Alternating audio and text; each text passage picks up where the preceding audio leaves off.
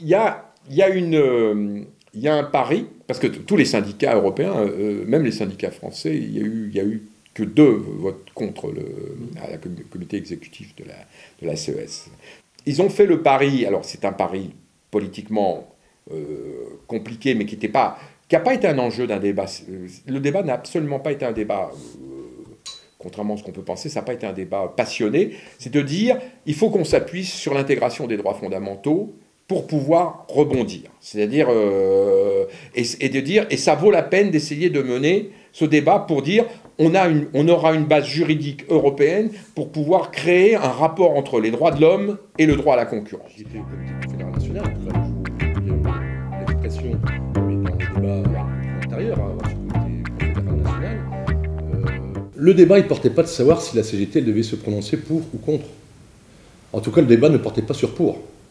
Il y a eu un débat sur est-ce qu'il doit y avoir une expression syndicale tranchée, et donc qui aurait été en faveur du non, dans le cadre d'une consigne de vote. Voilà, c'était ça plutôt le débat qui nous a animés à l'époque, et qui s'est conclu par cette position de la CGT d'appeler à rejeter le traité constitutionnel.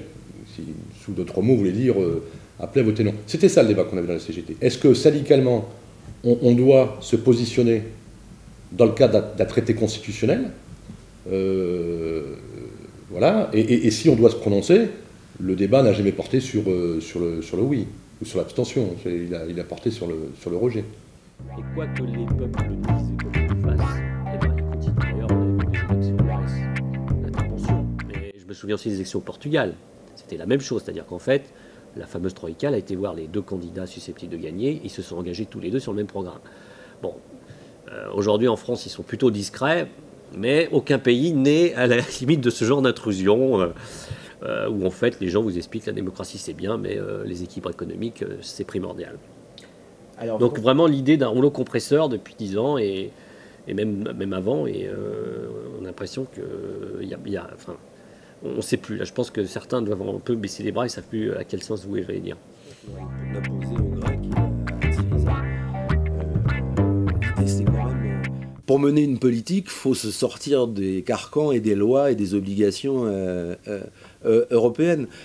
C'est les gouvernements qui ont accepté de sacrifier leur souveraineté, leur capacité et leur autonomie d'action.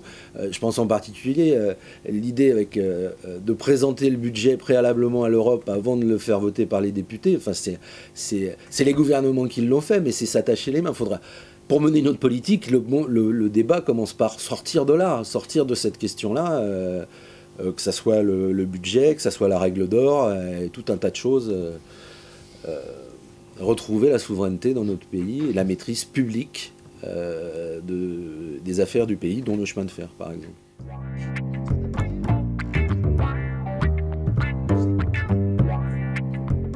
Et quand on a un marché unique, une monnaie unique, avec des régimes sociaux qui sont différenciés, eh bien ça entraîne tous les pays dans une espèce de course à l'échalote au moins-disant, moins coûtant, et de 2 choses l'une, soit ça fait exploser le système social et ça nous ramène à une situation de régression tout à fait effrayante, soit ça fait éclater l'euro et le marché unique.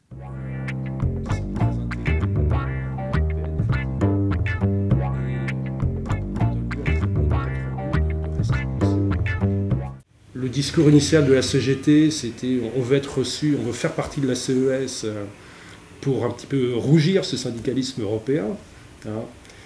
Est-ce que c'est pas la CGT qui a perdu un peu des couleurs, et là, je pense quand même on affiche souvent des intentions, mais on a du mal à faire des bilans, des évaluations. Donc je pense que l'évaluation de notre présence à la CES n'est pas réellement faite. Donc je pense que c'est un vrai sujet pour la préparation du prochain congrès de la CES. Ouais. C'est faire évoluer la CES dans ses positionnements.